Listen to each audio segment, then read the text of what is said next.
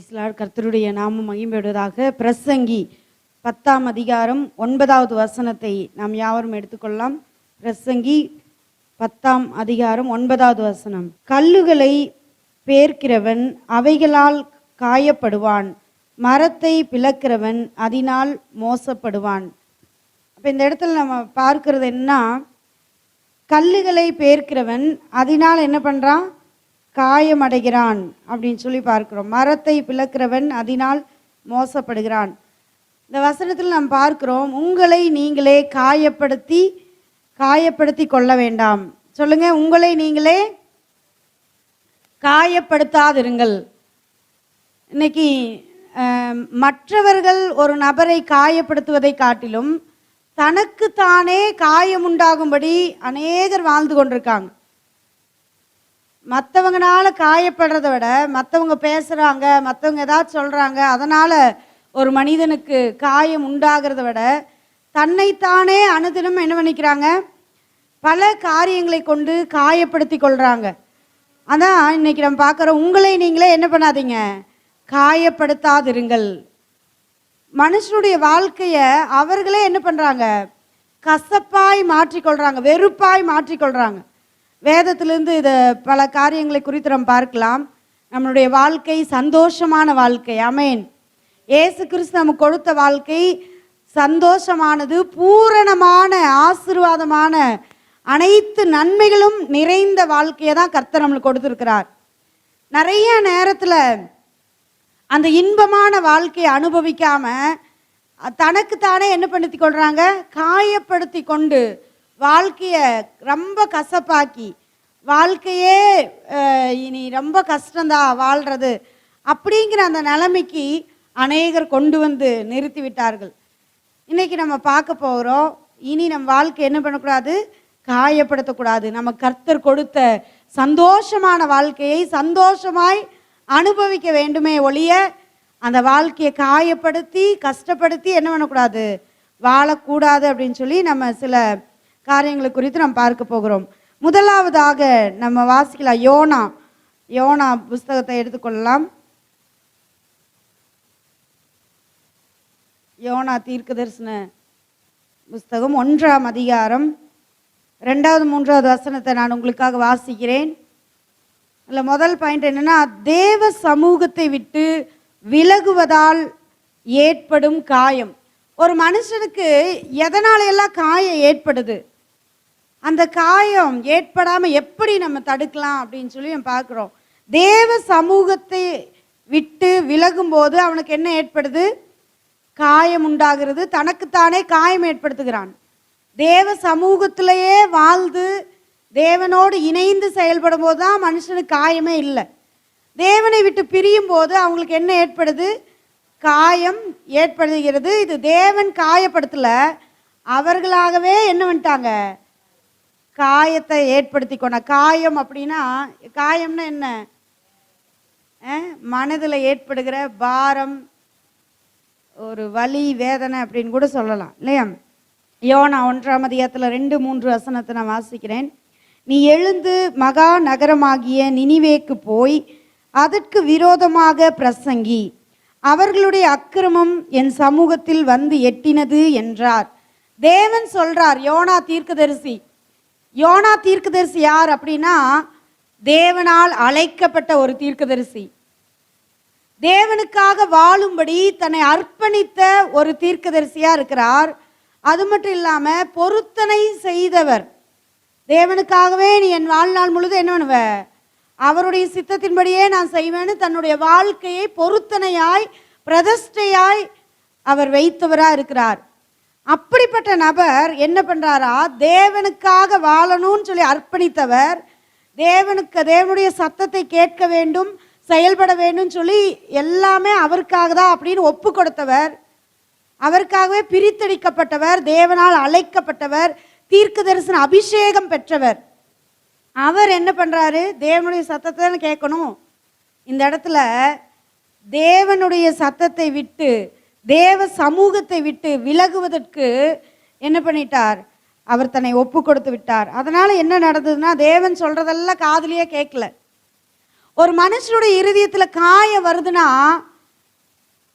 அவன் கர்த்தருடைய சத்தத்தை கேட்காதது நிமித்தமாக தான் என்ன வருது, காயப்படுறாங்க. அப்படிங்கும்போது அவங்க கர்த்தருடைய சத்தத்தை என்ன பண்ண மாட்டாங்களாம், கேட்க மாட்டாங்கன்னு சொல்லி பார்க்குறோம். அவர் சொல்றார், நீ எழுந்து மகா நகரமாகிய நினிவேக்கு போ, அதற்கு விரோதமாய் பிரசங்கம் பண்ணு, அவர்களுடைய அக்கிரமெல்லாம் என் சமூகத்துக்கு வந்து விட்டது அப்படின்னு சொல்லி கர்த்தர் சொல்றார்.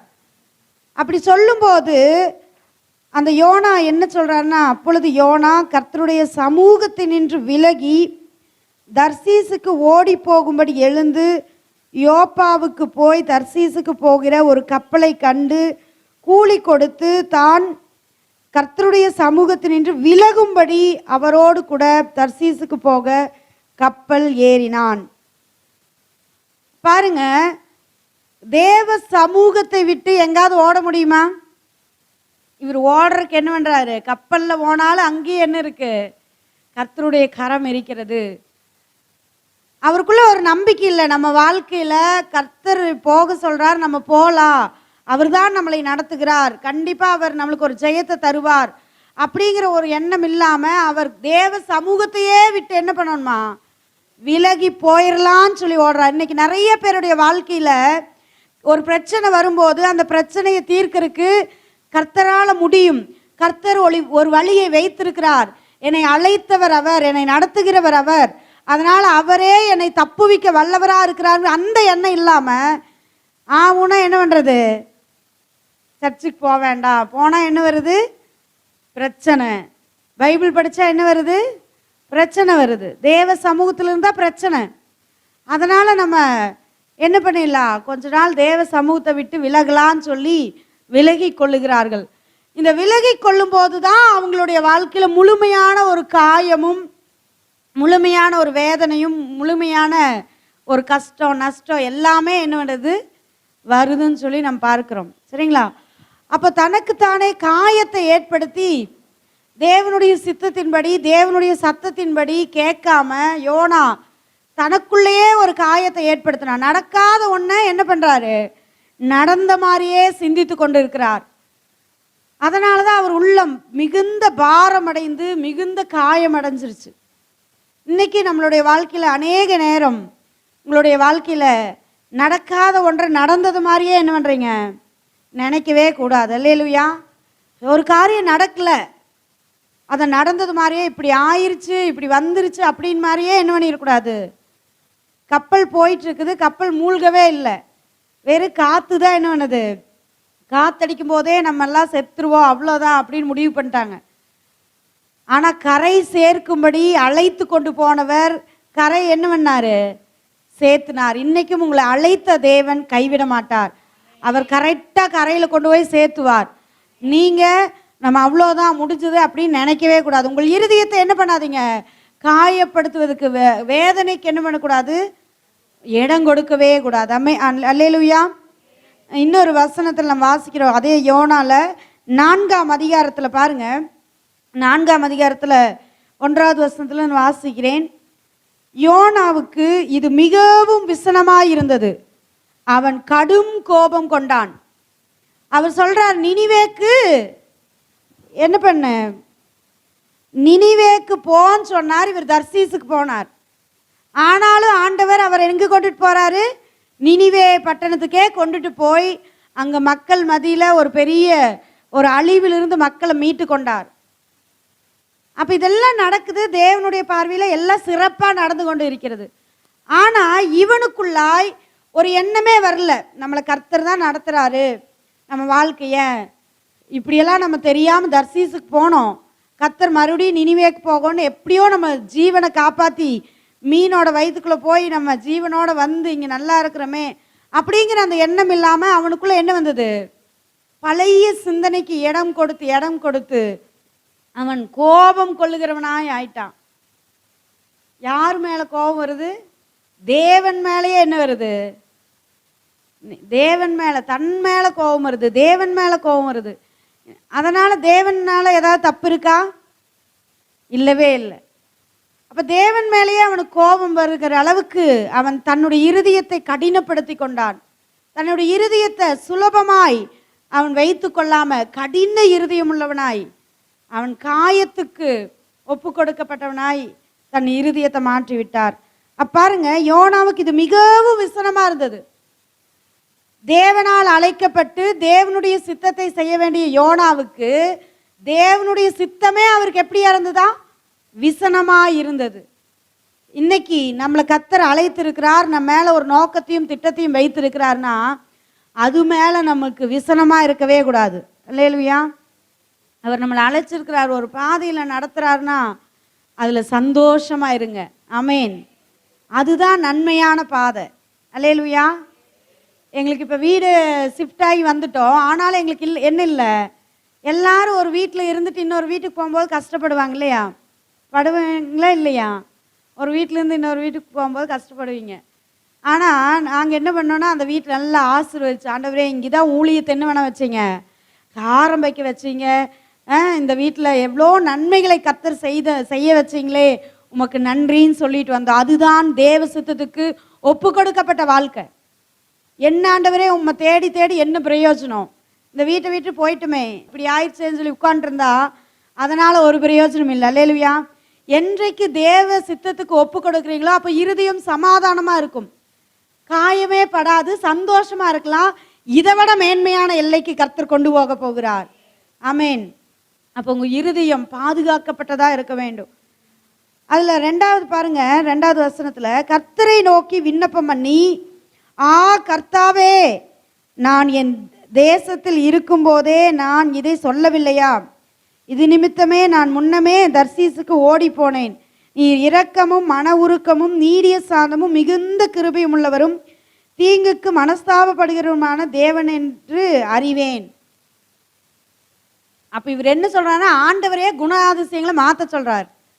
நீர் இரக்கமுள்ள தேவனா இருக்காதீங்க, மனதுருக்க தேவனா இருக்காதீங்க அப்படின்னு யோனா அவருக்கு என்ன பண்றாரு, அட்வைஸ் பண்றாரு இல்லையா? அவருடைய கோபத்தினால தேவனுடைய மெய்யான குணாதிசயத்தையே என்ன பண்றாரு, மாற்றும்படி சொல்லுகிறார். அது கோபத்தினால சொல்றாரு பாருங்க. நீங்க மிகுந்த, உண்மையாலுமே அவர் மிகுந்த சாந்தம் உள்ளவரா கிருபையுள்ளவரா இல்லைன்னா நம்மளையெல்லாம் ரட்சித்திருக்க முடியுமா? அன்னைக்கே அவர் கோவப்பட்டு போயிருந்தாருன்னா இன்னைக்கு நம்ம இங்கே நிற்க முடியாது. அதனால தான் அவர் மிகுந்த நீடிய சாந்தமுள்ளவராக இருந்தார். அந்த மாதிரி நம்மளுடைய வாழ்க்கையில் அவர் நமக்கு நன்மை செய்கிறவராக இருக்கிறார். இதெல்லாம் அவருக்கு என்ன வருதா, யோனாவுக்கு எரிச்சல் அடைகிறார். அதுக்கப்புறம் 3வது வருஷத்தில் பாருங்க, இப்பொழுதும் கர்த்தாவே என் பிராணனை என்னை விட்டு எடுத்துக்கொள்ளும், நான் உயிரோடு இருக்கிறதை பார்க்கல, என்னவா ஆனால் பரவாயில்ல, சாகிறது நலமாயிருக்கும். ஒரு மனுஷன் சாகிற அளவுக்கு வாழ்க்கையே வெறுத்து நான் செத்துறலாம் அப்படிங்கிறான்னா அவன் இருதயத்தை காயத்துக்கு ஒப்பு கொடுத்து விட்டான், ஏதோ ஒரு காரியத்துக்கு ஒப்பு கொடுத்து விட்டான். அதனால தான் சாகலாம். அடிக்கடி என்ன வாழ்க்கை, என்ன குடும்பம், செத்துட்டா நல்லா இருக்கும், ஏன் இப்படி ஒரு வாழ்க்கை எனக்கு கிடைச்சது, இந்த வாழ்க்கை இந்த திருமணம் ஆகாமல் இருந்தது தான் நல்லா இருந்திருக்குமே, இந்த பிள்ளைகள் பிறகாமல் இருந்தால் நல்லா இருந்திருக்குமே, நான் இந்த ஊருக்கு வராமல் இருந்தால் நல்லா இருந்திருக்குமேன்னு சொல்லி நிறைய விஷயத்தில் நிறைய பேருக்கு என்ன இருக்குது, பல கேள்விகள்.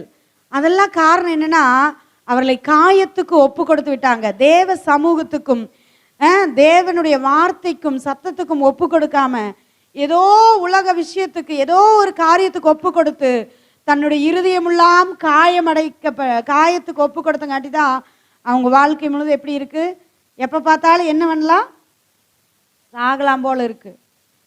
இந்த குடும்பத்தில் ஏன் பிறந்த, இந்த அம்மா ஏன் எனக்கு, இந்த அப்பா ஏன் எனக்கு அப்படின்னு சொல்லி நிறைய கேள்விகளை கேட்பாங்க. அப்போ அவங்க தேவனை நம்பாம பலவிதமான உலக காரியங்களுக்கும் தன்னுடைய இஷ்டம் போல தான் இப்படி தான் தேவன் இருக்கணும்னு சொல்லி நினைச்சதுனால அவர்களுடைய இருதயமெல்லாம் காயமடைந்து விட்டது. இன்னைக்கு எத்தனை பேர் விரும்புறீங்க ஏசு கிறிஸ்து வருகை வரைக்கும் வாழலாங்கிறவங்க கை தூக்குங்க. அல்லேலூயா. ஆமேன். நிறைய பேர் இன்னைக்கு செத்தரலான்னு நினைக்கிறாங்க. ஆனால் நம்ம வாழ பிறந்தவர்கள், நம்ம கிறிஸ்துவுக்காக வாழ பிறந்தவர்கள். ஆமேன். 6, 7, 8 வசனம் வாசிக்கிறேன். யோனாவுடைய தலையின் மேல் நிழல் உண்டாயிருக்கவும் அவனை அவனுடைய மனமடிவுக்கு நீங்களாக்கவும் தேவனாகிய கர்த்தர் ஒரு ஆமணக்கு செடியை முளைக்க கட்டளையிட்டு அதை அவன் மேல் ஓங்கி வளர பண்ணினார். அந்த ஆமணக்கின் மேல் யோனா மிகவும் சந்தோஷப்பட்டான். மறுநாளிலே கிழக்கு வெளுக்கும் நேரத்தில் தேவன் ஒரு பூச்சியை கட்டளையிட்டார். அது ஆமணக்கு செடியை அரித்து போட்டது. அதனால் அது காய்ந்து போயிற்று. சூரியன் உதித்த போது தேவன் உஷ்ணமான காற்றை கட்டளையிட்டார். அப்பொழுது வெயில் யோனாவுடைய தலையில் படுகிறதினால் அவன் சோர்ந்து போய் தனக்குள்ளே சாவை விரும்பி, நான் உயிரோடு இருக்கிறதை பார்க்கிலும் சாகிறது நலமாயிருக்கும் என்றான். அப்ப இவ்வளோ ஒரு பெரிய பட்டணத்தையே, நினிவே பட்டணத்தையே ஒரு மீட்டெடுத்த யோனா இன்னைக்கு என்னன்னு சொல்றான்? செத்தா பரவாயில்ல, வாழ்க்கையே வெறுத்து தன்னை மாய்த்து கொள்ள விரும்பினான். காரணம் என்னன்னா, அவன் தேவ சமூகத்தை விட்டு விலகி இருக்கவும், தனியாக எங்கேயாவது போயிடணும், எதுக்கு இப்படி ஒரு வாழ்க்கை அப்படிங்கிற முடிவுக்கு வந்து தன்னை காயப்படுத்தி கொண்டதால் தான் அவர் என்ன பண்ணார்? வாழ்க்கையே வெறுத்தார். இன்னைக்கு இப்படிப்பட்ட வெறுப்பை நம் வாழ்க்கையில் கொண்டு இருக்கவே கூடாது. ஆமேன். ஒரு நாளும் உங்களுக்கு காயம் ஏற்படவே கூடாது. உங்கள் குடும்ப வாழ்க்கையில், தனிப்பட்ட வாழ்க்கையில், ஒருவேளை ஊழிய செய்கிறீங்களா, எந்த வாழ்க்கையின நீங்கள் போகிற இடமெல்லாம் காயத்துக்கு ஒரு நாள் இடம் கொடுக்காதீங்க. அது சொந்த பந்தங்களாக இருந்தாலும் சரி, குடும்ப உறவாக இருந்தாலும் சரி, யாராக இருந்தாலும் சரி, உங்கள் இருதயம் காயப்படாதபடிக்கு தேவ சமூகத்தில் சந்தோஷமாய் வாழும்படியான ஒரு பக்குவத்தை நீங்கள் என்ன பண்ணிக்கணும்? ஏற்படுத்தி கொள்ள வேண்டும். ஆமேன்.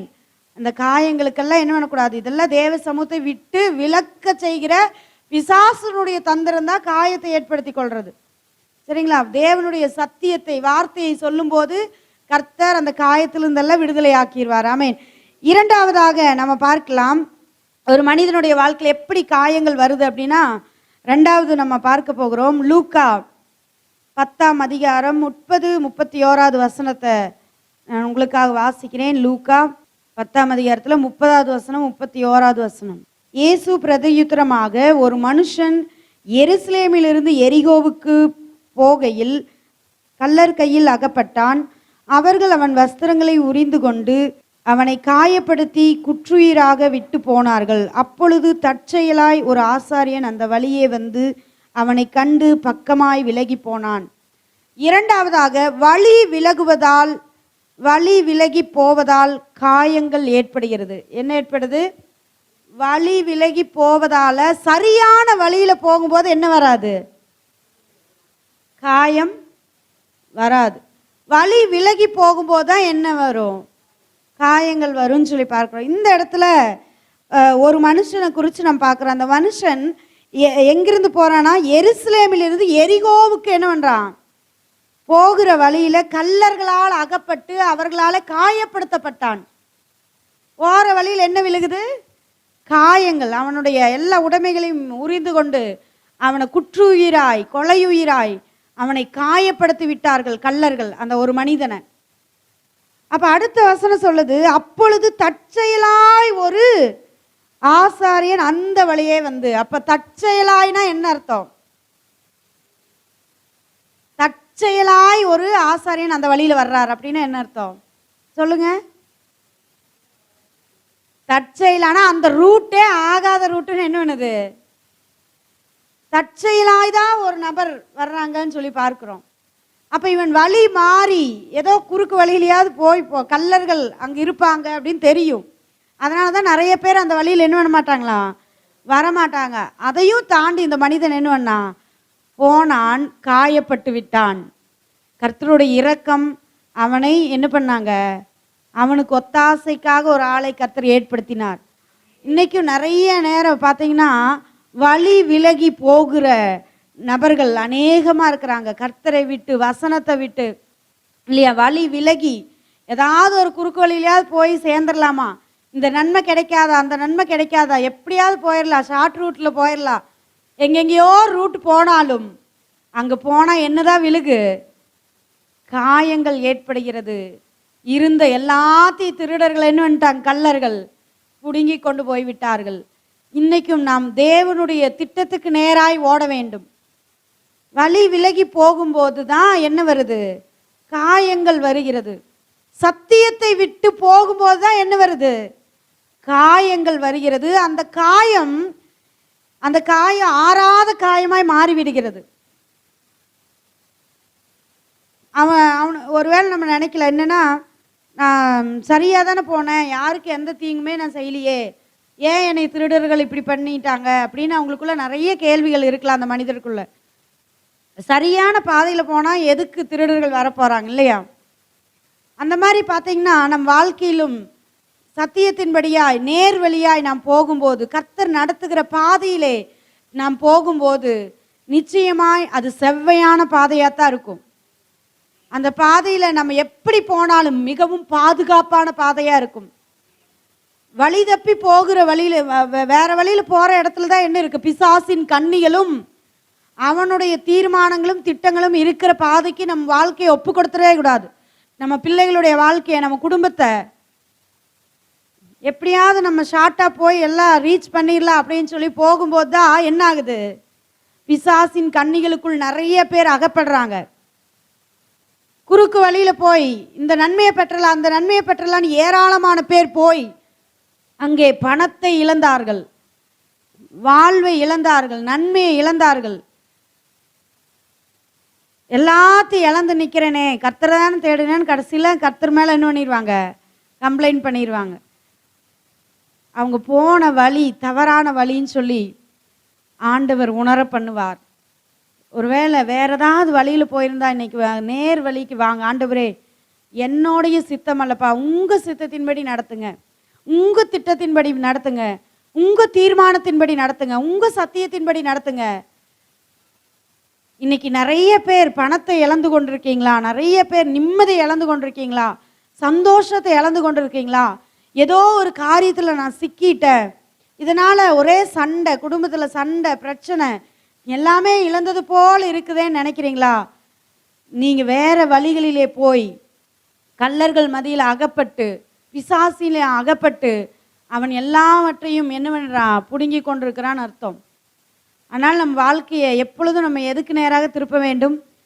தேவ சமூகத்தில் நிரப்பி எனக்கு முன்பாக நீங்கள் செல்லுங்க அப்படின்னு நடத்தும்போது கர்த்தர் மிகப்பெரிய அதிசயங்களை செய்வார். இஸ்ரவேல் ஜனங்கள் 40 வருஷம் கர்த்தர் அவர்களை நடத்தினார். அவங்க போன பாதையெல்லாம் வனாந்தரமாக இருந்தது. ஆனால் அவர்களுக்கு தேவையான தண்ணீர் கிடைத்தது, தேவையான உணவு கிடைத்தது, தேவையான அத்தனை நன்மைகளும் கிடைத்தது. அப்படிப்பட்ட ஒரு செழிப்பான பாதையில் கர்த்தர் நடத்தினார், சந்தோஷமான பாதையில் நடத்தினார். கர்த்தர் ஒரு நாளும் நம்மளை தீங்கு செய்ய வைக்கிறவரே அல்ல. நிறைய பேர் தன்னுடைய சுயத்தினால போய் கடன்லையும் அதுலேயும் இதுலேயும் எல்லாம் விழுந்துட்டு வந்துட்டு கர்த்தர் தான் இப்படி நடத்திட்டாருன்னா அது தவறான வழியை தேர்ந்தெடுத்துட்டீங்கன்னு அர்த்தம். ஒரு நாளும் கள்ளர்கள் மத்தியில் அகப்பட அவர் விடவே மாட்டார். அப்படி அகப்பட்டவனுக்கும் அவர் என்ன பண்ணானா? அவர் ஒரு சமாரியனை ஏற்படுத்தி வைத்திருந்தார். அல்லேலூயா. இன்னைக்கு எத்தனையோ பேர் கள்ளர்கள் மத்தியில் போய் அகப்பட்டு விடுறாங்க. அவங்களுக்கு கர்த்தர் என்ன பண்ணுறாரா? சகாயம் பண்ணும்படி நல்ல சமாரியனை ஏற்படுத்தி இருக்கிறார். அல்லேலூயா. அதனால தான் அந்த மனுஷனுக்கு காயம். இரண்டாவதாக நம்ம நியாயாதிபதிகள் 14ஆம் அதிகாரத்தை எடுத்துக்கொள்ளலாம். நியாயாதிபதிகள் 14ஆம் அதிகாரம், அதில் 8வது வசனத்தை நான் வாசிக்கிறேன். நியாயாதிபதிகள் 14ஆம் அதிகாரம் 8வது வசனம். சில நாளைக்கு பின்பு அவன் அவளை விவாகம் பண்ண திரும்பி வந்து சிங்கத்தின் உடலை பார்க்கிறதற்கு வழி விலகி போனான். இதோ சிங்கத்தின் உடலுக்குள்ளே தேனி கூட்டமும் தேனும் இருந்தது. அவன் அதை தன் கையில் எடுத்து சாப்பிட்டு கொண்டே நடந்து தன் தாய் தகப்பனிடத்தில் வந்து அவர்களுக்கும் கொடுத்தான். அவர்களும் சாப்பிட்டார்கள். ஆனாலும் தான் அந்த தேனை சிங்கத்தின் உடலிலே எடுத்ததை அவர்களுக்கு அறிவிக்கவில்லை. இந்த இடத்துல நாம் பார்க்கிறோம், சிம்சோனை குறித்து பார்க்கிறோம். சிம்சோன் ஒரு நசரேயனாக இருந்தான். அவன் செத்து போனதை ஒன்றையும் என்ன பண்ணக்கூடாது? தொடவே கூடாது. செத்து போனதை சாப்பிட்றதில்ல, தொடவே கூடாது. அப்படிப்பட்டவன் திருமணம் பண்ணுறதுக்கு போகிறான்னா, திருமணம் பண்ணுறதுக்கு கரெக்டாக போய் அந்த ஒரு வழியை ஆண்டவர் ஆயத்தப்படுத்துறாருன்னு அது சரியாக போக வேண்டியதானே. இடையில என்ன பண்ணுறாரு? வழி விலகி போகிறான். வழி விலகி வேற வழியாக போகிறான். கர்த்தர் காண்பித்த வழியிலே போகாமல் என்ன பண்ணுறாரு? வேற ரூட்டில் இதில் போகலாம் அப்படின்னு சொல்லி இஷ்டமான வழியை தெரிந்து கொண்டு அங்கே போன உடனே செத்து போன சிங்கம் ஒன்று இருக்குது, அதில் தேன் கூடு கட்டி இருந்துச்சு, அதை எடுத்து சாப்பிட்டுட்டே நடந்து அதை அவங்க அம்மா அப்பாவுக்கு தெரியாமல் அவங்களுக்கு என்ன பண்ணுறாரு? அப்போ வழி விலகும் போது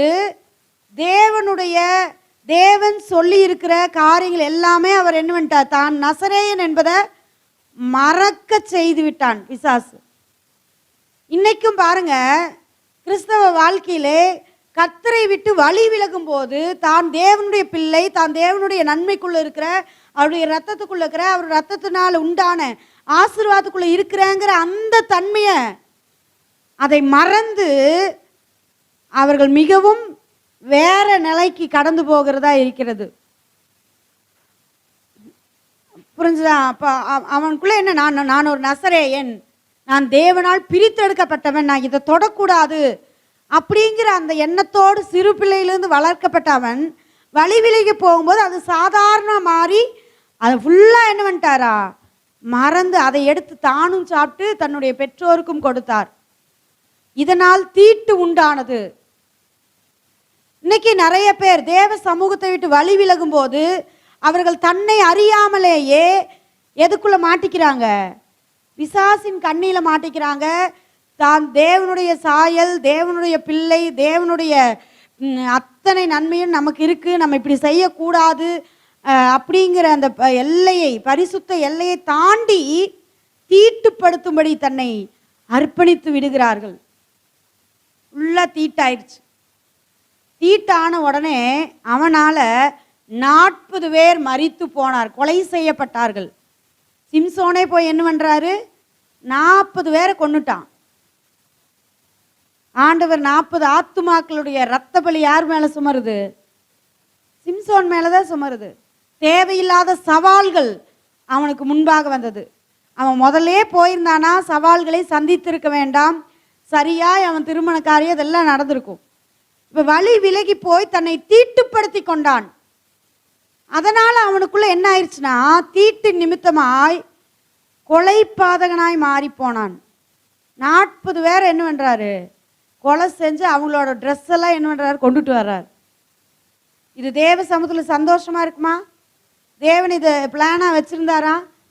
40 பேர் கொண்டு நீ என்ன பண்ண, ட்ரெஸ் எல்லாம் கொடுன்னு சொன்னாரா? தேவையில்லாத சவால்கள், தேவையில்லாத நபர்களை அவன் சந்திக்க நேரிட்டது, தேவையில்லாத குழப்பங்கள். மனைவி அழுது கொண்டே இருக்கிறான். அவனுடைய மனைவி என்ன பண்றா, அழுது வீட்டை காலி பண்ற மாதிரி அழுதுட்டே இருக்கிறான். அவன் சரியாய் கரெக்டான நேரத்தில் போயிருந்தா அப்படிப்பட்ட ஒரு சம்பவம் நடந்திருக்காது, அவள் அழுதுருக்க மாட்டா. நீங்கள் பின்னாடி படிச்சு பாருங்க தெரியும். 40 பேர் மரித்தும் போயிருக்க மாட்டாங்க. யாரும் சிம்சோனை கொல்லலாம் என்ற வைராக்கியமும் அவங்களுக்கு வந்திருக்காது. இவன் 40 பேர்த்து கொன்னதுக்கு அப்புறம் தான் பார்த்தீங்கன்னா சிம்சோனை கொல்றதுக்கு வகை தேடினாங்க. அப்பன் வழி விலகி போனது நிமித்தமாய் அவனுக்குள்ள ஒரு மிகப்பெரிய காயம் ஏற்பட்டது. அதுக்கப்புறம் கண்ணையே பிடுங்கிட்டாங்க, வாழ்க்கையே என்ன ஆயிடுச்சு, போய்விட்டது. இன்னைக்கு நம்ம வழி விலகி போவது நிமித்தமாய் ஏராளமான பேர் காயப்பட்டு இருந்தீங்கன்னா, சவால்களை நீங்க சந்தித்து கொண்டு இருப்பீங்கன்னா, அது கர்த்தரால் உண்டான சவால் அல்ல. இன்னைக்கு நிறைய சவால்களை நான் சந்திக்கிறேன், நிறைய எனக்கு எதிராக வர்றாங்க, ஒரே பிரச்சனையா இருக்கு, ஒரே போராட்டமா இருக்குன்னா, நீங்க வழி விலகி போனதாலே அந்த காரியங்கள் வந்தது, நீங்கள் தீட்டுப்படும்படியான காரியங்கள் வந்தது. அதுதான் பிரச்சனைக்கு நேராக நடத்தி கொண்டு போகிறது. அதனால உங்கள் இருதயம் மிகவும் காயப்பட்டு நொறுக்கப்பட்டு வாழ்க்கையை வெறுத்து யோனாவை போல செத்தா நலமா இருக்குன்னு சொல்ற அளவுக்கு. அதனால அந்த காரியங்களுக்கு நீங்க என்ன பண்ணணுமா, காத்து கொள்ள வேண்டும் இருதயத்தை. ஆண்டவர்கிட்ட கேளுங்க, செய்வார். ஆண்டவரே, நான் நடக்க வேண்டிய வழியை எனக்கு காண்பியும். அவர் சொல்றார், நான் உனக்கு போதித்து நீ நடக்க வேண்டிய வழியை உனக்கு என்ன பண்ணுவேன், காண்பிப்பேன். அவர் வழியை காண்பிப்பார். அதுல போறதும் போகாது யாருடைய வேலை, வழியை எல்லாருக்குமே காண்பிப்பார். ஒரு வழி அடைச்சதுன்னா 7 வழி திறப்பாராம். அப்ப வழிகளுக்கு திறந்து கொடுப்பார். ஐயோ இதுல நான் போகல, நான் அதுல போறேன், இது நல்லால, பார்க்கறதுக்கு எப்படிதான் இருக்கும், குறுகிய இடுக்கமான வாசலா இருக்கும். ஆனா இந்த வழி வேண்டாம், அந்த வழியில போறேன்னு தெரிந்தெடுத்து கடைசியில சிக்குண்டு போனால் அதற்கு யார் காரணம் இல்லை, கர்த்தரோ சபையோ ஊழியர்களோ காரணம் இல்லை. கர்த்தர் உங்களுக்கு வழியை காண்பித்து அந்த வழியை செவ்வையாய் நடத்துவார். நீங்க இன்னொன்னு கேட்கணும், ஆண்டவரே நீர் எனக்கு போதித்து உம்முடைய வழியை எனக்கு காண்பியும், அந்த வழியிலே நான் நடக்கும்படி எனக்கு என்ன பண்ணுங்க, உதவி செய்யும்னு கேட்கும்போது அந்த வழியிலே கர்த்தர் நடத்துவார். அதில் எந்த தீங்கும் வராது. ஒருவனும் நம்ம மேலே கை போடவே என்ன பண்ண முடியாது, முடியவே முடியாது. ராஜரீகமான வாழ்க்கை வாழ முடியும். ராஜாவை போல என்ன பண்ணலாம், வாழலாம். ஒருத்தர் நம்மளை எதுவுமே என்ன பண்ண முடியாது, செய்யவே முடியாது. அப்படிப்பட்ட நன்மையை கர்த்தர் நமக்கு கொடுத்திருக்கிறார். ஆமேன். இன்னொரு வசனத்தை நான் வாசிக்கிறேன். ஏசாயா 1ஆம் அதிகாரம் 5வது வசனத்தை நான் வாசிக்கிறேன். ஏசாயா 1ஆம் அதிகாரம் 5வது வசனம். இன்னும் நீங்கள் ஏன் அடிக்கப்பட வேண்டும், அதிகமாய் விலகி போகிறீர்களே, தலையெல்லாம் வியாதியும் இருதயமெல்லாம் வளர்ச்சியுமாய் இருக்கிறது. இன்னும் நீங்க ஏன் அடிக்கப்பட்டுட்டே இருக்கிறீங்க? இன்னும் நீங்க அடி வாங்கறதுக்காகவே நீங்க வழி தப்பி போறீங்களே. தேவன் அடிக்கிறதல்ல, அந்த பாதைக்கு போனா அங்க அடி விழுகும். தேவன் இன்னைக்கு நிறைய பேர் என்னன்னா, பழைய ஏற்பாட்டில் தேவன் அடிச்சிட்டார் அப்படியெல்லாம் இல்லை. ஒரு ரூட்ல போனா, நல்ல ரூட்ல போனா அடியே விழுகாது. இப்போ நான் சொல்றேன், உதாரணத்துக்கு சொல்ற கேளுங்க. நாங்கள் வெளியூரெல்லாம் போகும்போது பைபாஸ் ரோட்டில் தான் போவோம். சில டோலுக்கு தப்பிக்கிறதுக்காக ஷார்ட் ரூட்டில் என்ன பண்ண வேண்டியது, போகலாம் அப்படின்னு சொல்லி பிளான் பண்ணி எல்லாம் ஃபேமிலியாக போவோம். போனால் அது எப்படி தான் இருக்குது, முள்ளாக இருக்குது. முள்ளெல்லாம் என்ன பண்ணுது, காரில் அப்படியே கிழிச்சிட்டே வருது. அதுக்கப்புறம் யோசனை, இனிமேல் பணம் கட்டினாலும் பரவாயில்ல, இந்த ரூட்டில் என்ன பண்ணக்கூடாது. ஏன்னா அது முள்ளெல்லாம் காரில் கிராச் பண்ணுது. அது பண்ணும்போது காருக்கு என்ன ஆகும், செலவு வருமா வராதா, பெயிண்ட் போகும். அதுக்காக எதுக்கு சொல்ல வரேன் அப்படின்னா, சரியான பாதையில் போனால் நல்ல ரோடு தான், போயிடலாம். வழி தப்பி போகணும், அதில் போகணும் அப்படின்னு போகும்போது சில கீச்சல்கள் வரலாம். அதனால் செலவுகள் நஷ்டங்கள் வரலாம். காரணம் யாரு, நம்ம தான் இதில் போய் போகலான்னோ. அப்போது கவனிக்கணும், ஆவிக்குரிய வாழ்க்கையில் அப்படிதான். தேவன் சரியான வழியில் தான் நம்மளை என்ன பண்ணுவாராம், நடத்தி கொண்டு போவார். சில நேரம் வேறு வழி விலகி வேறு ரூட்டை தெரிஞ்சுட்டு காயங்கள், ஐயோ இங்கே காயமாக இருக்குது, எல்லா பக்கம் கிழிச்சிருச்சு, நஷ்டமாயிருச்சு அப்படின்னா அது காரணம் கர்த்தரே இல்லை. போனது நிமித்தமாய், அந்த வழி அந்த ரூட் அந்த மாதிரி இருந்தது நிமித்தமாய் ஏற்படுகிற பாதிப்புகள் தான் இது. அதனால் நம்ம வழி விலகுவதால் சில காயங்கள் ஏற்படும். அதுக்கு நம்மளை காத்து கொள்ளும்படி கர்த்தருடைய வழிக்கு நேராய் நம்மளை நடத்த, நம்மளை அர்ப்பணிக்கும் போது அவர் கண்டிப்பாய் நிச்சயமாய் நம்மளை நடத்துவார். அவர் நம்மளை நடத்துகிற கர்த்தர். ஆமென். அவர் நல்ல மேய்ப்பராய் இருக்கிறான்னு சொல்லி பார்க்கிறோம். மூன்றாவதாக நம்ம பார்க்கலாம், வேஷம் மாறினதால் ஏற்பட்ட காயம். என்ன பண்றாங்க, வேஷமே போட்டார் ஒருத்தர். அதை குறித்து பார்க்கலாம். 1 ராஜாக்கள் 22ஆம் அதிகாரம். 1 ராஜாக்கள் 22ஆம் அதிகாரத்தை எடுத்துக்கொள்ளலாம். 30லேருந்து 34 வரைக்கும் யாராவது, 35 வரைக்கும் யாராவது ஒரு சத்தமாக வாசிங்க. இஸ்ரவேலின் ராஜா யோசபாத்தை நோக்கி, நான் வேஷம் மாறி யுத்தத்தில் பிரவேசிப்பேன், நீரோ ராஜவஸ்திரம் தரித்திரும் என்று சொல்லி இஸ்ரவேலின் ராஜா வேஷம் மாறி யுத்தத்தில் பிரவேசித்தான். சீரியாவின் ராஜா தனக்கு இருக்கிற ரதங்களின் 32 தலைவரையும் நோக்கி, நீங்கள் சிறியவரோடும் பெரியவரோடும் யுத்தம் பண்ணாமல் இஸ்ரவேலின் ராஜா ஒருவனோடே மாத்திரம் யுத்தம் பண்ணுங்கள் என்று கட்டளையிட்டிருந்தான். ஆதலால் ரதங்களின் தலைவர் யோசபாத்தை காண்கையில், இவன்தான் இஸ்ரவேலின் ராஜா என்று சொல்லி யுத்தம் பண்ண அவனுக்கு நேராக சாய்ந்து வந்தார்கள். அப்பொழுது யோசபாத் கூக்குரலிட்டான், இவன் இஸ்ரவேலின் ராஜா அல்ல என்று ரதங்களின் தலைவர் கண்டு அவனை விட்டு விலகி போனார்கள். ஒருவன் நினையாமல் வில்லை நாணேற்றி எய்தான். அது இஸ்ரவேலின் ராஜாவினுடைய கவசத்தின் சந்துக்குள் பட்டது.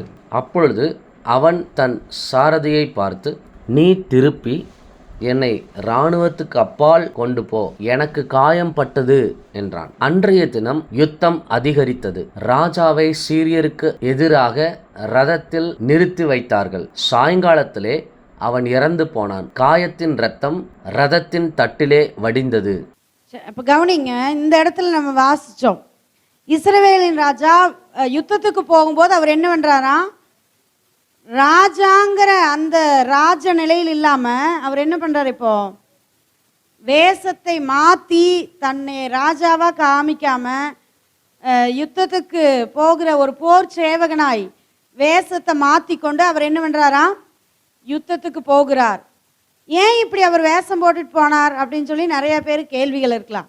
அதுக்கு அதே அதிகாரத்தில் நம்ம 6வது வசனத்திலிருந்து 14 17 18 வாசிக்கும்போது அவர் சொல்கிற 6வது வசனத்தில் வாசிக்கிறீங்க. அப்பொழுது இஸ்ரவேலின் ராஜா ஏறக்குறைய 400 தீர்க்கதரிசிகளை கூடி வர செய்து, நான் கீலேயாத்தில் உள்ள ராமோத்தின் மேல் யுத்தம் பண்ணலாமா, போகலாகாதா என்று அவர்களை கேட்டதுக்கு அவர்கள், போம், ஆண்டவர் ராஜாவின் கையில் ஒப்பு கொடுப்பார் என்றார். அப்போ சில பேர் என்ன சொல்றாங்க, 400 தீர்க்கதரிசிகள் இந்த இஸ்ரவேல் ராஜாவை பார்த்து என்ன சொல்றாங்க, யுத்தத்துக்கு போங்க, எல்லாம் நல்லதா நல்லதா அப்படின்னு சொல்லி சொல்றாங்க. ஆனாலும் இவருக்கு மிகாயா தீர்க்கதரிசின்னு ஒரு தீர்க்கதரிசி இருந்தார், தேவனுக்கு பயந்து நடக்கிற ஒரு தீர்க்கதரிசி. அப்போ இந்த ராஜா என்ன பண்றாருன்னா, யுத்தத்துக்கு போகலாமா வேண்டாமா 400 பேர்கிட்ட கேட்கும்போது எல்லாருமே போகலாம் போகலான்னு சொல்லிட்டாங்க. மிகாயா தீர்க்கதரிசிகிட்ட கேட்கலான்னு சொல்லி கேட்கும்போது அவர் சொல்றார், என்ன சொல்றார் அப்படின்னா, நீங்கள் போகக்கூடாது அப்படின்னு சொல்லுவார். ஏன் அப்படின்னா நம்ம வாசிக்கலாம் 17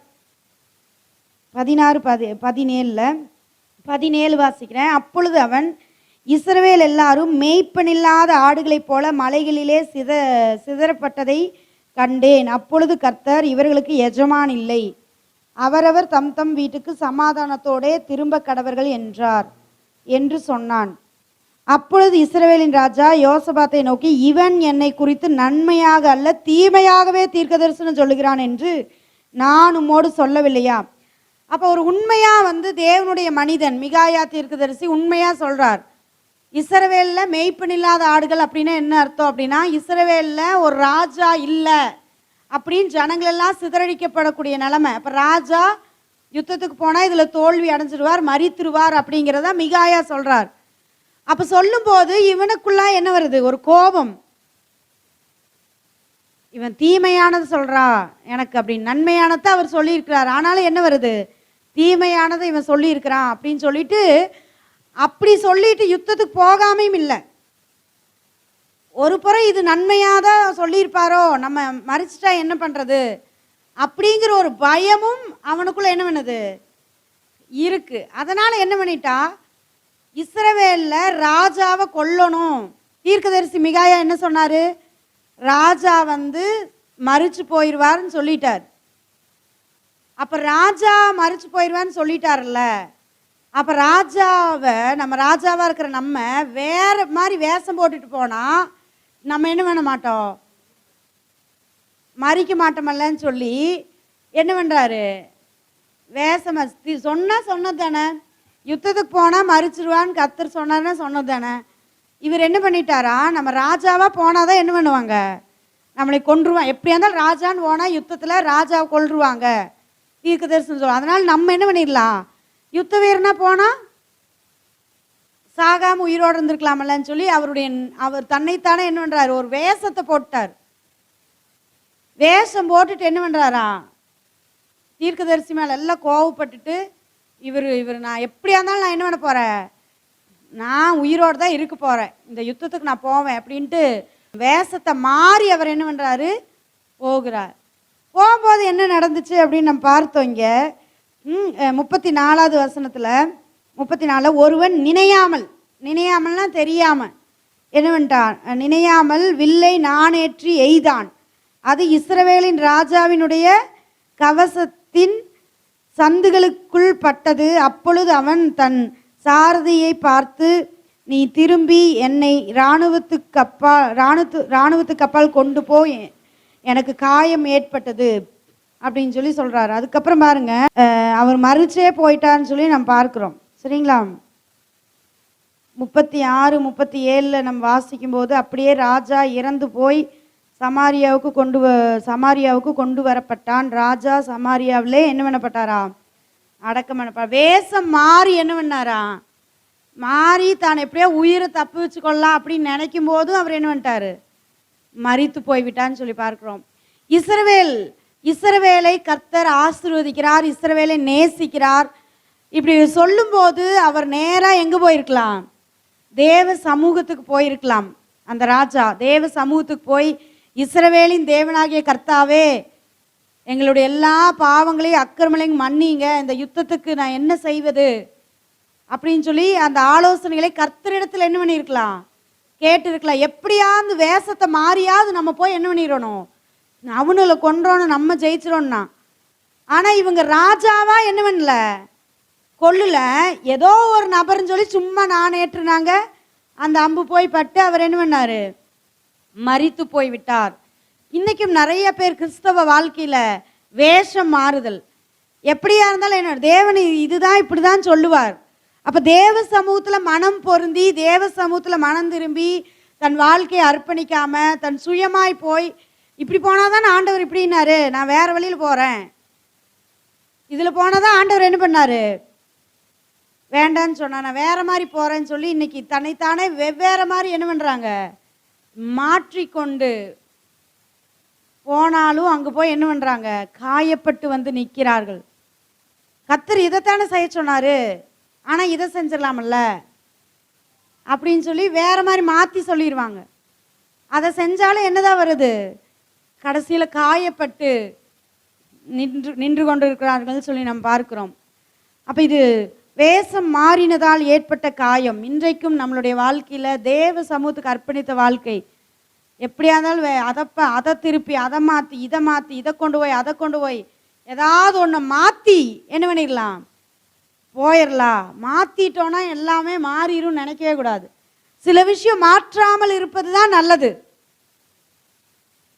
மாற்றி மாற்றி பண்ணுறது என்னது, தேவன் கரெக்டாக போன்னு சொல்லி இப்படி தான் இருக்கும்.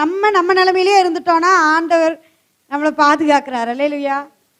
இல்லை நான் கொஞ்சமாக மாற்றி பார்க்குறேன்னு சொல்லி மாற்றிட்டே இருந்தால் என்ன ஆயிரும், மாற்றம் ஏற்படுத்ததினாலேயே என்ன வருது, மரணம் அவனுக்கு சம்பவித்தது. அதனால் என்றைக்குமே மாற்றவே கூடாது. அல்லேலூயா. மாற்ற வேண்டியதை மாற்றணும், நம்மளை மறைக்க கூடாது. தேவ சமூகத்தில் இன்னைக்கு நிறைய பேர் வேஷத்தை மாறிடுறாங்க. தேவ சமூகத்துக்கு வந்தால் ஒரு வேஷம், வீட்டில் இருந்தால் ஒரு வேஷம், வெளியே போனால் ஒரு வேஷம், இல்லையா? அந்த மாதிரி என்ன பண்ணிக்கிறாங்க, வேஷத்தை மாற்றி. அதெல்லாம் ஆண்டவர் இருதயத்தை அறிவார். நீ என்னதான் ராஜாவா இருக்கிற, அது கர்த்தருக்கு தெரியாமல் போகுமா? இஸ்ரவேலிலே ராஜாவை ஏற்படுத்தினவர் கர்த்தர். நீ இராணுவ வீரனா நின்னாலும் கர்த்தருக்கு என்னதான் தெரியும், ராஜாங்கிறத அவர் மறந்துடுவாரா? இன்னைக்கு நிறைய பேர் தேவ சமூகத்தில் போய் வேஷம் மாறி வேஷம் மாதிரி, ஆண்டவர் அப்படி இருக்கிறேன் இப்படி இருக்கிறேன் அப்படின்னு மாறி மாறி, சபையில் ஒரு மாற்றம், வீட்டில் ஒரு மாற்றம், வீட்டில் வேறு மாதிரி, இங்கே வேறு மாதிரி, வேலை செய்கிறவங்க வேறு மாற்றம், என்னதான் மாறினாலும் தேவன் அறிவார். அல்லேலூயா. அதனால் நம்ம வாழ்க்கையை கர்த்தர்கிட்ட ஒப்பு கொடுத்து, உங்களை போல என்னை மாற்றிருங்க, உம்முடைய தெய்வீக சுவாபத்தில் என்னை மாற்றிருங்கன்னு சொல்லிட்டா அந்த மாற்றம் நம்மளுக்கு மிகப்பெரிய நன்மையை தரும். இவர் அப்படி ஒரு வேஷம் இல்லை, அப்படி ஒரு மாற்றத்துக்கு தன்னை நடத்தி இருக்கலாம். இஸ்ரவேல் இப்படி தீர்க்கதரிசியை நம்பி, அத்தனை தீர்க்கதரிசிகளுக்குள்ள பொய்யின் ஆவி தான் வந்துச்சு. 400 தீர்க்கதரிசிகளுக்கு என்ன ஆவி, பொய்யின் ஆவி உண்டானதுன்னு சொல்லி நம்ம பார்க்கிறோம். அந்த மாதிரி நம்மளுடைய வாழ்க்கை கர்த்தருக்கு நேராய், அவருடைய சாயல், அவருடைய குணாதிசயத்துக்கு நேராய் மாற்றப்படணும். நம்மளே நாமே மாற்றிக்குவாங்க. இங்கே ஒரு கேரக்டர், அங்கே ஒரு கேரக்டர், எப்போவுமே நம்ம கேரக்டர் ஒரே மாதிரி இருக்கணும். அல்லேலூயா. அதை தான் தேவன் விரும்புகிறார். அப்படி இருந்துட்டா நம்மளுக்கு காயமே வராது. டக்குன்னு மாற்றி போய் என்ன பண்ணுறாங்க, காயத்தை ஏற்படுத்தி அவமானம் அடைந்து நிந்தைய சுமந்து குற்றுயிராய் கொலையுயிராய் என்ன பண்ணுறாங்க, வந்து நிற்கிறாங்க. அல்லேலூயா. அதனால் நம்ம இருதயம் கர்த்தருக்கு நேராய் திருப்பப்படணும். கர்த்தருக்குள்ள ஒரு மாற்றம், மனம் புதிதாகிறதுனாலே மறுரூபமாக மனதில் ஒரு மாற்றம் உண்டாக வேண்டும். ஆமேன். கடைசியாக ஒரு வசந்த வாசிக்கலாம். 2 நாளாகமும்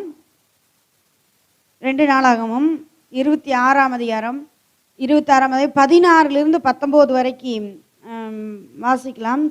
அவன் பலப்பட்ட போது தனக்கு கேடுண்டாகும் மட்டும் அவனுடைய மனம் மேட்டிமையாகி தன் தேவனாகிய கர்த்தருக்கு விரோதமாக மீறுதல் செய்து தூப பீடத்தின் மேல் தூபம் காட்ட கர்த்தருடைய ஆலயத்திற்குள் பிரவேசித்தான்.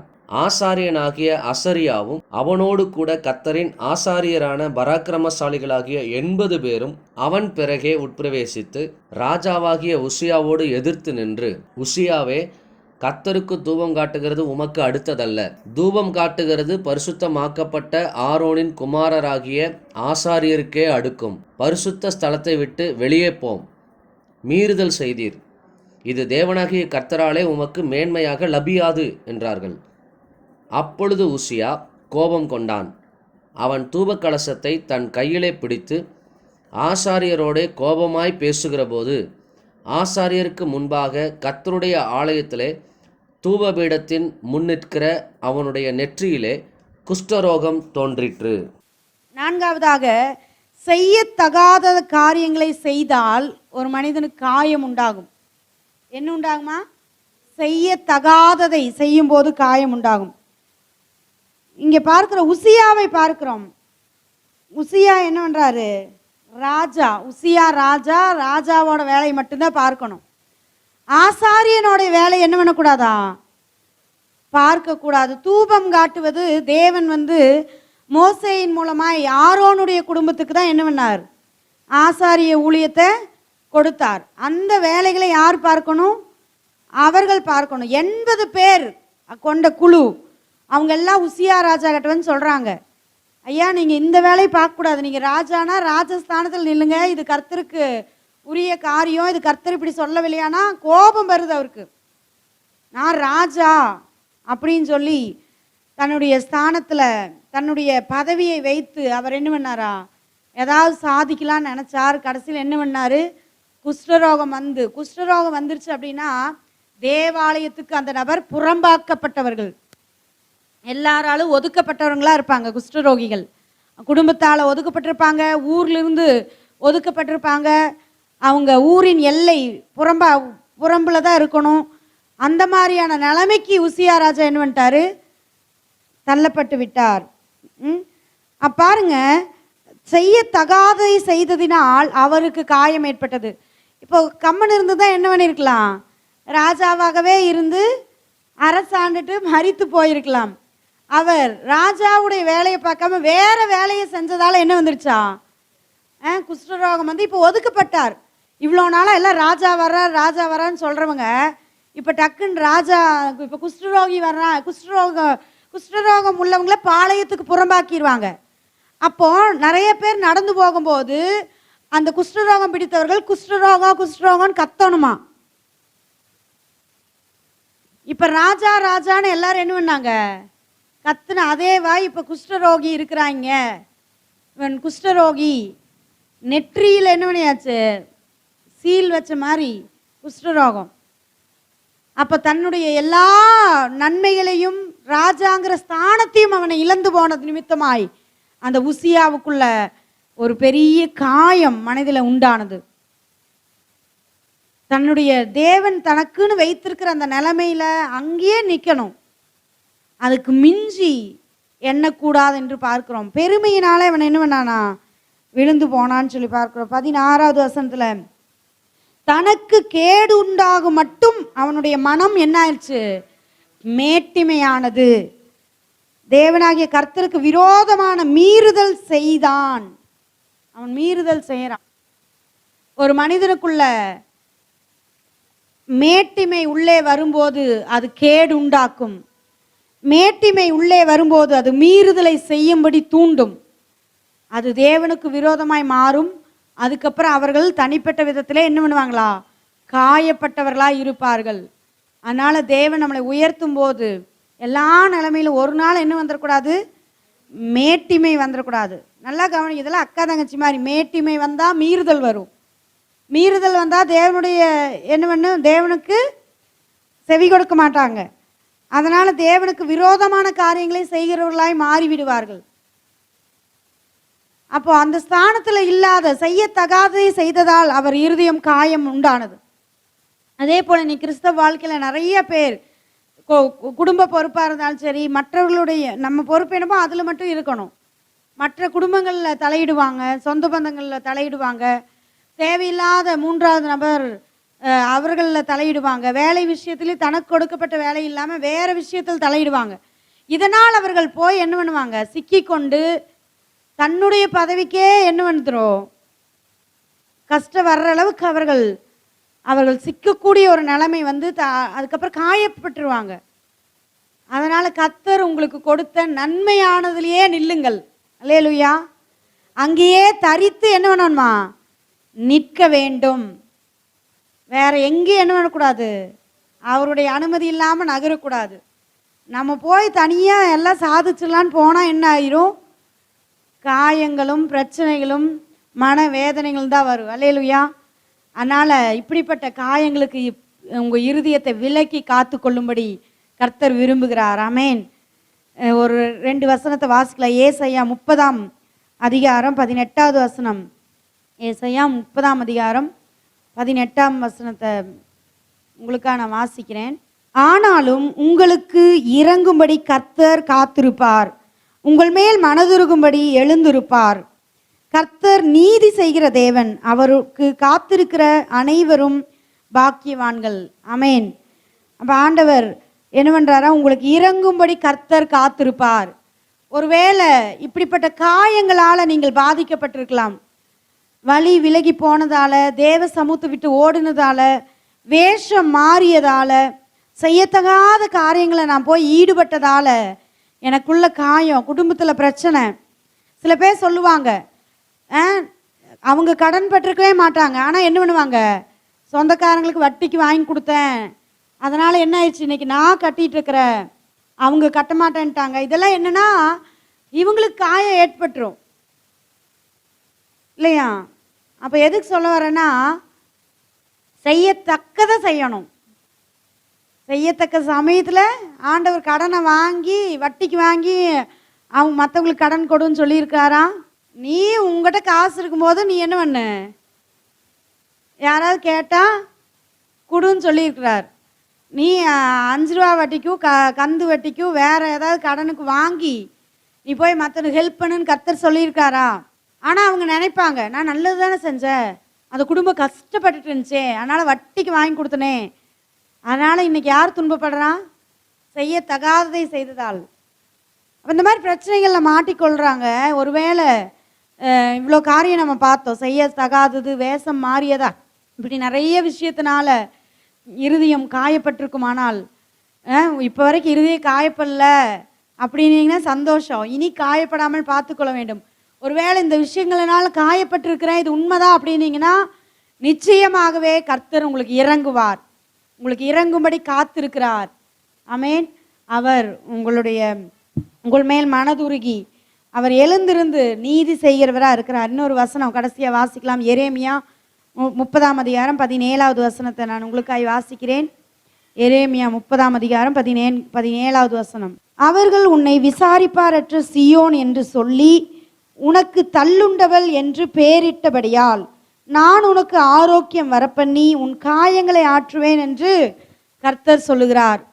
உங்களை நீங்களே காயப்படுத்தி கொண்டு பலவிதமான காயங்களை உள்ள கொண்டிருப்பீங்கன்னா அவர் சொல்றது, நான் என்ன பண்ணேன், உனக்கு ஆரோக்கியம் வர பண்ணி உன் காயங்களை ஆற்றுவேன், இனி நீ காயப்படுவதில்லை, உன் காயமெல்லாம் ஆறி போகும், இனி தவறான வழியில் நீ போவதில்லை, இனி நீ வேஷம் மாறின நிலைமைக்கு போவதில்லை, செய்யத்தகாததை இனி நீ செய்வதில்லை, செய்ய வேண்டியதை மட்டுமே நீ செய்வாய், தேவ சித்தத்துக்கு தேவ சமூகத்தில் மட்டுமே நீ இருப்பாய், இனி நீ காயப்பட மாட்டாய், ஏனென்றால் நான் உன் காயங்களை எல்லாம் மாற்றிவிட்டேன்.